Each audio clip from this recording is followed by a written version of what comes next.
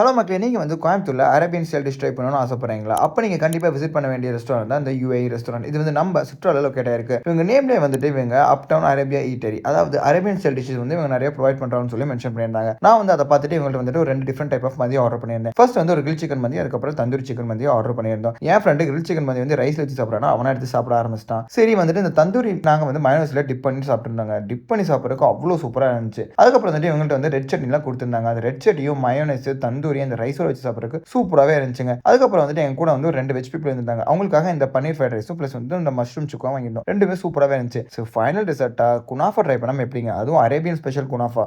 அவ்ளோ சூப்பரா இருந்துச்சு. அதுவும் அந்த வினிகர் இத ஊத்தி சாப்பிடுறதுக்கு. கண்டிப்பா ட்ரை பண்ணி பாருங்க. பில் வந்து ஓரளவுக்கு ஓகே தான். ஸோ கன்ஃபார்ம் ட்ரை பண்ணி பாருங்க. பாய்.